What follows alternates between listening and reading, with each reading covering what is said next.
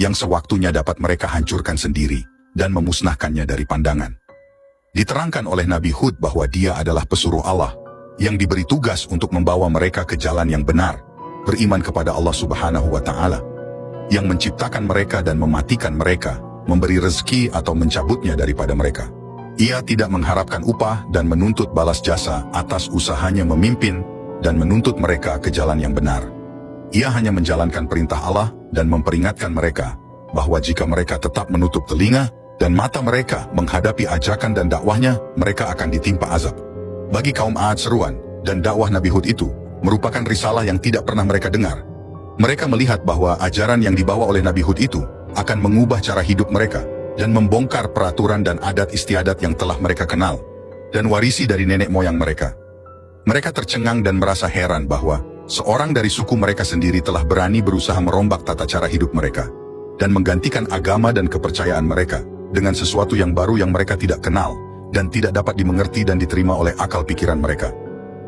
Dengan serta-merta ditolaklah oleh mereka dakwah Nabi Hud itu, dengan berbagai alasan dan tuduhan kosong terhadap diri beliau serta ejekan-ejekan dan hinaan yang diterimanya dengan kepala dingin dan penuh kesabaran.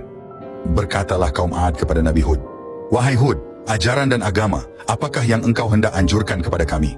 Engkau ingin agar kami meninggalkan persembahan kami kepada Tuhan-Tuhan kami yang berkuasa ini, dan menyembah Tuhan-Mu, yang tidak dapat kami jangkau dengan panca indera kami, dan Tuhan yang menurut kata kamu tidak bersekutu. Cara persembahan yang kami lakukan ini ialah yang telah kami warisi dari nenek moyang kami, dan tidak sesekali kami tidak akan meninggalkannya.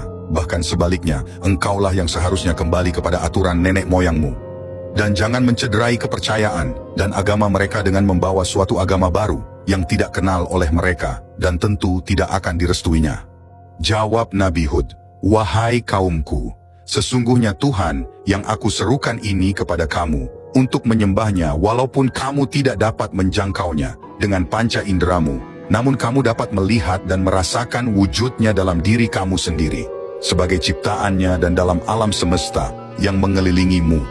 Beberapa langit dengan matahari bulan dan bintang-bintangnya, bumi dengan gunung-gunungnya, sungai tumbuh-tumbuhan dan binatang-binatangnya, yang semuanya dapat bermanfaat bagi kaum manusia. Dan kamu dapat menikmati kehidupan yang sejahtera dan bahagia. Tuhan itulah yang harus kamu sembah dan menundukkan kepala kamu kepadanya. Tuhan yang Maha Esa tiada bersekutu, tidak beranak, dan diperanakan yang walaupun kamu tidak dapat menjangkaunya dengan panca inderamu, Dia dekat daripada kamu, mengetahui segala gerak-gerik dan tingkah lakumu, mengetahui isi hatimu, denyut jantungmu dan jalan pikiranmu. Tuhan itulah yang harus disembah oleh manusia dengan kepercayaan yang penuh kepada keesaannya dan kekuasaannya, dan bukan patung-patung yang kamu buat dengan pahat dan ukir dengan tangan kamu sendiri. Kemudian kamu sembah sebagai Tuhan, padahal ia suatu benda yang pasif, tidak dapat berbuat sesuatu yang menguntungkan atau merugikan kamu. Alangkah bodohnya dan dangkalnya pikiranmu jika kamu tetap mempertahankan agamamu yang sesat itu dan menolak ajaran dan agama yang telah diwahyukan kepadaku oleh Allah Subhanahu wa Ta'ala, Tuhan yang Maha Esa itu."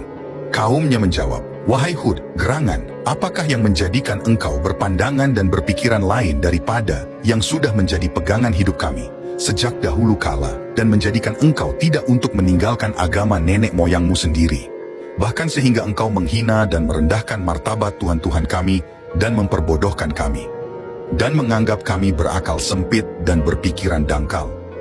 Engkau mengaku bahwa engkau terpilih menjadi rasul pesuruh oleh Tuhanmu untuk membawa agama dan kepercayaan baru kepada kami, dan mengajak kami keluar dari jalan yang sesat menurut pengakuanmu, ke jalan yang benar dan lurus.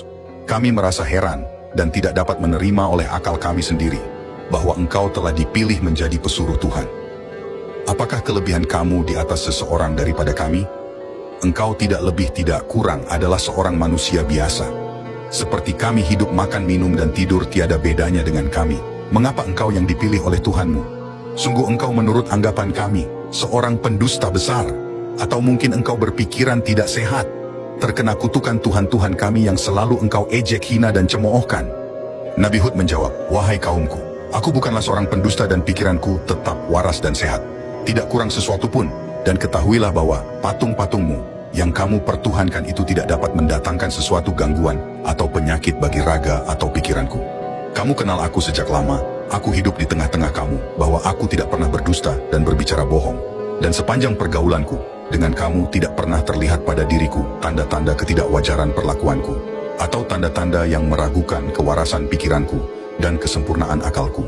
Aku adalah benar pesuruh Allah Subhanahu wa Ta'ala yang diberi amanat untuk menyampaikan wahyunya kepada hamba-hambanya yang sudah tersesat kemasukan pengaruh ajaran iblis dan sudah jauh menyimpang dari jalan yang benar yang diajarkan oleh nabi-nabi yang terdahulu, karena Allah Subhanahu wa Ta'ala tidak akan membiarkan hamba-hambanya terlalu lama terlantar dalam kesesatan dan hidup dalam kegelapan tanpa diutuskan seorang rasul yang menuntun mereka ke jalan yang benar dan penghidupan yang diridainya.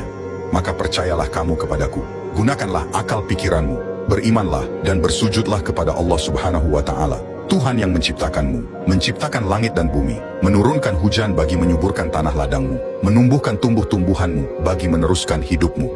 Sembahlah kepadanya dan mohonlah ampun atas segala perbuatan salah dan tindakan sesatmu, agar dia menambah rezekimu dan kemakmuran hidupmu, dan terhindarlah kamu dari azab dunia sebagaimana yang telah dialami oleh kaum Nuh, dan kelak azab di akhirat. Ketahuilah bahwa kamu akan dibangkitkan kembali kelak dari kubur kamu, dan dimintai pertanggungjawab atas segala perbuatan kamu di dunia ini, dan diberi ganjaran sesuai dengan amalanmu.